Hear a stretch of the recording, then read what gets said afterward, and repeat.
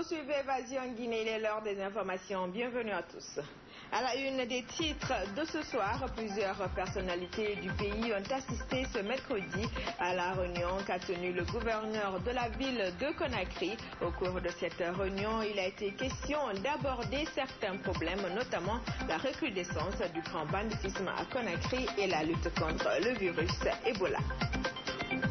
L'Assemblée nationale et le National Democratic Institute NDI poursuivent leur série de formations pour les députés guinéens, des formations axées sur le fonctionnement des groupes parlementaires.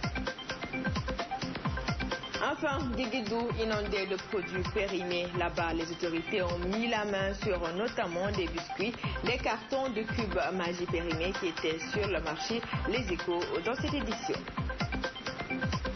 Une fois encore, bonsoir et bienvenue à tous. Les députés guinéens renforcent leur connaissance sur le fonctionnement d'un groupe parlementaire dans une assemblée pluraliste. C'est une série de formations initiées par l'Assemblée nationale et son partenaire, le National Democratic Institute. Plusieurs thématiques, notamment le vote et propositions de loi, seront débattues par le groupe parlementaire Ibrahim Soriari Yansane. Après le groupe parlementaire Les Républicains, c'est le tour du groupe Le Libéral-Démocrate, constitué de députés de l'UFDG, d'entamer ce mercredi 2 jours de formation. Une formation axée sur le rôle d'un groupe parlementaire au sein d'une Assemblée nationale pluraliste. Il s'agit donc de doter les députés guinéens des connaissances leur permettant de bien accomplir leur rôle et mission à l'hémicycle. Nous sommes actuellement dans la session budgétaire. J'avoue qu'il y a des passages que nous ne comprenons pas très bien et c'est très important pour nous de faire la différence entre les lois organiques, les lois budgétaires, etc. Et ça vient à point nommé pour le renforcement des capacités parce qu'un député, pour pouvoir discuter pendant la plénière, il faut bien qu'il y ait un bagage intellectuel. Il faut bien qu'il y ait des connaissances très approfondies pour contrecarrer ce qui est pas normal. Il ne faut pas qu'on soit là muet comme des carpes et accepter ce qu'on nous impose. L'Assemblée nationale guinéenne est accompagnée dans cette initiative par le National Democratic Institute. La force d'un parlement repose essentiellement donc sur l'efficacité des groupes parlementaires. Parce que pour que le Parlement puisse assurer véritablement ses missions constitutionnelles, de représentation de la nation, de législation et de contrôle donc de l'action gouvernementale, il est important qu'on puisse donc amener les députés des groupes parlementaires à se familiariser avec un certain nombre donc, de thématiques. Les techniques d'élaboration des lois, les techniques d'amendement et d'adoption donc des projets de loi initiés par le gouvernement, les mécanismes de contrôle donc de l'action parlementaire. Il était important aussi d'amener les députés à avoir un certain nombre d'astuces. Cette rencontre de renforcement des capacités des députés guinéens prendra fin le week-end avec le groupe parlementaire RPG Arc-en-Ciel. Et puis, depuis ce mercredi de la deuxième journée de l'atelier d'appropriation des indicateurs de performance pour l'éligibilité de la Guinée au Millennium Challenge Corporation, le MMSC est un programme d'assistance aux pays en voie de développement financé par le Congrès américain. Cet atelier vise à définir une feuille de route pour le comité de pilotage mis en place pour permettre à la Guinée d'être admis à ce programme. Reportage signé Aboubakar Sidikimani. Le Millennium Challenge Corporation est un programme d'assistance financé par le Congrès américain depuis 2004. Il assiste les pays en voie de développement engagés sur la voie de la bonne gouvernance. La Guinée, candidate à ce programme, a mis en place un comité de pilotage pour faciliter son adhésion. Ce présent atelier s'inscrit dans cet élan et il vise à permettre une meilleure appropriation des critères d'éligibilité par le dit comité. Les enjeux de l'éligibilité pour la Guinée sont importants parce que ce mécanisme MCC permettra d'engranger des ressources additionnelles sous forme de dons pour le financement des projets et programmes de développement. Le MCC construit des partenariats avec les pays engagés à relever les défis majeurs auxquels ils sont confrontés. Comme l'avait affirmé l'ex-secrétaire d'État américaine, Madame Hillary Clinton, le MCC est l'incarnation de l'engagement des États-Unis à travailler en concert avec les autres nations du monde pour soutenir le développement économique et de ce fait apporter des résultats tangibles qui font vraiment la différence dans la vie de tous les jours. Pour être admis au programme du Millennium Challenge Corporation, chaque pays doit remplir une dizaine de critères dont la bonne gouvernance, l'éducation, la santé et la maîtrise de la corruption. Pour réussir cet objectif, le comité recommande. Premièrement, il faut dresser l'état des lieux des statistiques nationales pour dégager les principales problématiques. Deuxièmement, il faut conduire l'étude de l'environnement en termes de production, l'environnement des indicateurs en termes de production, d'archivage et de diffusion des principaux indicateurs, santé, éducation, justice, action sociale, agriculture, transport, etc. Il faudrait élaborer des critères de choix des statisticiens qui seront les points focaux suppléants. Il nous faudra aussi réaliser l'étude sur la revue de la qualité des indicateurs par une consultation. Le troisième point, c'est d'élaborer un plan détaillé de la formulation du programme. La prochaine élection des candidatures à ce programme est prévue pour août 2015, selon le dernier rapport de 2013 publié sur la Guinée. Seule la liberté d'expression est au vert. Autant dire que le temps est donc compté pour le comité de pilotage qui doit infléchir cette tendance.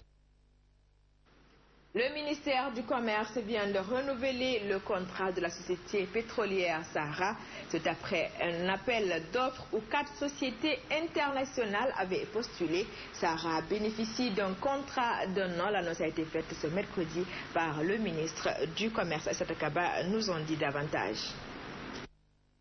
Après un contrat de 6 mois qui prendra fin ce 31 octobre, Sahara vient de bénéficier d'un second contrat avec la Guinée. Une année au cours de laquelle l'entreprise devrait fournir du pétrole à la Guinée selon les clauses du contrat. 13 sociétés ont reçu le DAO, mais compte tenu du contexte que vous savez, 4 seulement ont soumissionné. Et sur les 4, après traitement de tous les dossiers, c'est 2 sociétés qui ont été retenues et Sahara a proposé l'offre la mieux disante. Sahara a su respecter sa part d'engagement durant le premier contrat selon le ministre du Commerce, d'où la confiance renouvelée à l'entreprise. Bien sûr, il y a eu augmentation de la marge trader, c'est-à-dire nous avons quitté 39 dollars US à la tonne métrique pour une offre de 49,95 dollars américains à la tonne métrique, mais que cette augmentation n'allait pas influencer négativement le prix à la pompe. Donc nos soucis, c'était de partager, de rassurer la population sur le maintien du prix du carburant à la pompe à 10 000 francs jusqu'à la fin du contrat qui vient d'être signé avec Sahara. Un comité technique est mis sur place au ministère du Commerce. Sa mission est de moraliser le secteur pétrolier frappé de plein fouet par l'épidémie d'Ebola qui sévit en Guinée depuis plusieurs mois. Pour mettre en lumière la charte du man dénoncé à Kourkanfouga, il faut nécessairement faire revivre le contexte dans lequel elle a vu le jour. C'est dans ce cadre des jeunes Guinéens appuyés par l'ambassade des États-Unis ont présenté ce mercredi une pièce théâtrale sur cette charte. Saran Kamara. La charte de Kourkanfouga, littéralement la clairière au sommet de la colline, est considérée comme l'une des plus anciennes références concernant les droits fondamentaux. Elle retrace l'histoire de Soundiata Keita après sa victoire sur Soumaoro Kanté à la bataille de Kirina. On retient que l'Afrique avait une organisation avant la colonisation. Nos sociétés étaient mieux organisées et par des chefs consciencieux. Je pense que c'est une leçon d'histoire que les enfants, les jeunes nous ont donnée aujourd'hui et ça donne à réfléchir et je pense que si ces textes sont appliqués dans nos États, Et j'espère qu'on va sortir de ce cliché, n'est-ce pas, qu'on nous impose à partir de l'Occident pour l'organisation de nos sociétés. Tout premier texte connu sur l'organisation de l'Afrique de l'Ouest, la charte de Kourkanfouga est énoncée en 44 articles. Elle exprime la volonté de statuer sur le devenir de la société. En mettant la charte de Kourkanfouga en scène, on veut passer un message de paix. On a voulu reprendre le flambeau que nos aînés ont laissé, nos aïeux, et utiliser cela comme moyen pour véhiculer ces genres de messages, pour dire qu'à partir de nos valeurs que nous avons ici, on peut au moins véhiculer des messages de paix et de progrès. L'une des valeurs de la charte de Kourkanfouga est de connaître le passé pour comprendre le présent et entreprendre l'avenir. Sa reconnaissance confirmerait sa valeur juridique et sa portée universelle. La problématique de la communication téléphonique dans la circulation prend de l'ampleur dans la capitale. Accro au téléphone, certains citoyens ont du mal à s'en séparer, et ce, en dépit des conséquences que cela cause dans la circulation, notamment des accidents. Reportage Diekoria Djoubate, Andrea Kolamou. Si l'apparition du téléphone permet aux gens de traiter leurs affaires à distance, certains l'utilisent même dans des situations inappropriées. Il s'agit par exemple de parler au téléphone en conduisant la moto ou la voiture. Ce citoyen, accro à cette invention, explique ici les raisons de cette utilisation abusive. En marchant, toute mon attention est sur le téléphone. Parfois même, quand les voitures sonnent, je n'entends pas. Je ne peux pas m'en passer. Un état de fait qui semble n'avoir que des conséquences dans la circulation. Celui qui conduit derrière au volant et il téléphone en même temps, de là, on doit l'interpeller, on prend des documents, le permis, la carte grise, s'il y en a. S'il n'y en a pas, tout ce qu'on fait, on le prend, on le conduit à la fourrière. Il paie là-bas l'amende de 100 000. En téléphonant derrière au volant, tous les esprits doivent aller vers au téléphone. Donc tu ne peux pas suivre la circulation en même temps. De là, on peut prendre plusieurs cas. Malgré les dispositifs et les sanctions entreprises pour stopper ce comportement, certains citoyens ne changent pas. D'aucuns pensent que les autorités doivent adopter des mesures draconiennes en vue de mettre fin à cette problématique dans la capitale. Autre registre de l'actualité, la mobilisation internationale pour appuyer la Guinée dans l'éradication d'Ebola se poursuit. Ce mercredi, ce sont 38 médecins épidémiologistes cubains qui ont été accueillis à l'aéroport international Conakry-Bessia. Ils sont membres d'un contingent de 200 médecins que le Cuba, en partenariat avec l'OMS, déploie dans les pays touchés par Ebola. Abdourahmane Abba. En l'espace de 9 mois en Guinée, l'épidémie d'Ebola a causé la mort de plus de 800 personnes et de 3000 dans les 3 pays touchés. Une situation qui a conduit le Cuba à apporter son soutien à la sous-région. En accord avec l'Organisation mondiale de la santé, le pays de Fidel Castro a déployé un contingent de 200 médecins spécialistes épidémiologistes, dont 38 pour la Guinée. Ces personnels ont été accueillis ce mercredi à l'aéroport Bessia par le gouvernement guinéen. Nuestro gobierno decidió participar en el esfuerzo global para el enfrentamiento al ébola en este país. Notre gouvernement a décidé de participer aux efforts pour la lutte contre l'Ebola dans notre pays.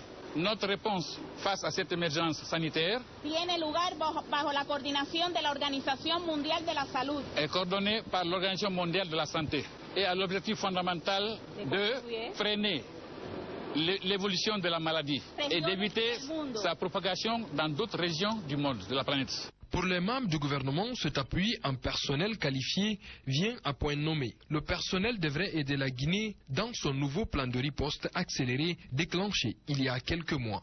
Nous savons que votre présence contribuera énormément. Sabemos que su presencia contribuirá ciertamente à l'éradication de la fièvre Ebola en Guinée. A ganar por fin la batalla contra el Ebola en Guinée. C'est avec grande joie et mucha alegría et une satisfaction totale que nous recevions cette équipe médicale cubaine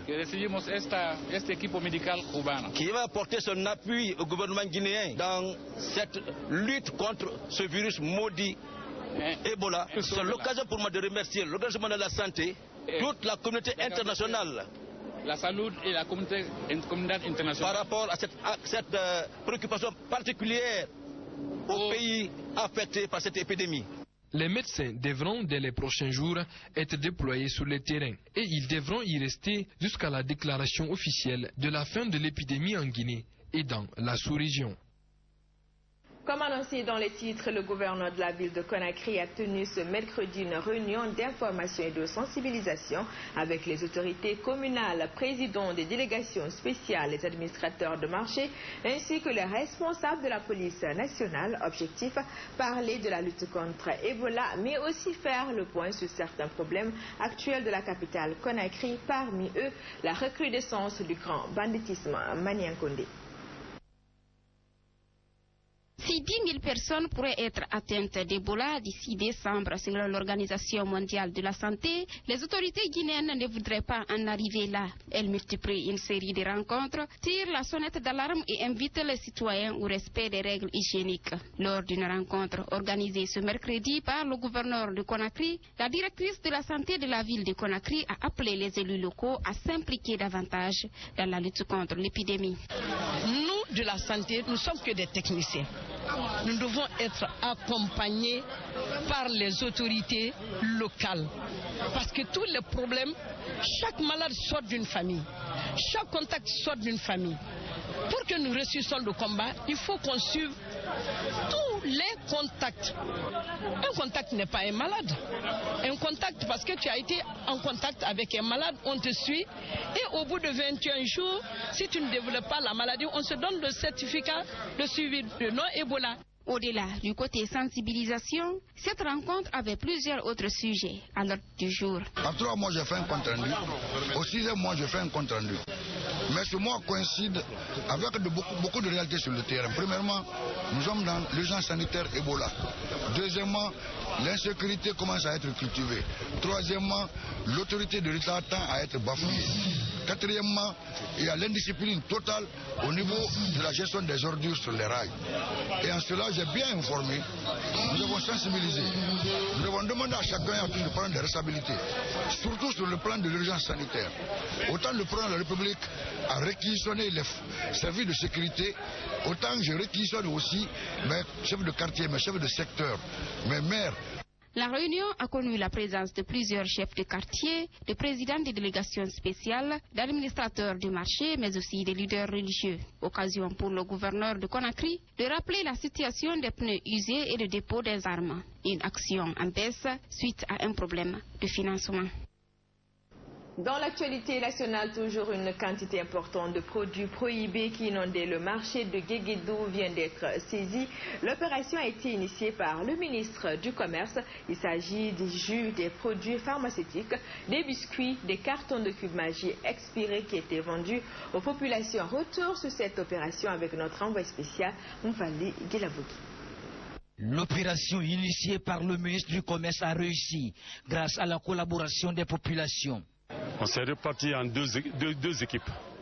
La première équipe a pris l'est de la préfecture et le second a pris le sud pour se croiser au milieu. Cette jonction et l'efficacité des agents qui nous ont permis de mettre main sur ces produits prohibés. Parce qu'il y a les produits pharmaceutiques, il y a les produits cosmétiques, il y a même les jus. Il y a une fillette qui a eu à prendre lors d'un baptême. On m'a informé qu'il y a une fille qui a pris le jus, elle a vomi. Directement, j'ai pris le jus, je suis venu à la section. J'ai montré la boîte aux agents. J'ai dit, bon, mettez-vous sur le champ pour me dépister de là où se trouve ce jus. C'est ainsi qu'on a décelé ce jus, qu'on appelle miso. Plusieurs commerçants ont été interpellés, mais d'autres seraient en cavale. Il y a beaucoup de personnes parce qu'on a pris à gauche et à droite. Donc, mais ce monsieur-là, dès qu'il a su l'importance le mois qu'on a envoyé la convocation, jusqu'à l'heure où je vous parle, on n'a pas pu mettre main sur lui. Mais on a le numéro de sa baraque, il nous manque des instruments de travail, de matériel de travail. Parce que nous faisons le contrôle à vue d'œil. Il n'y a pas de laboratoire à l'intérieur du pays. Mais nous contrôlons marché par marché et baraque par baraque, même les arrières.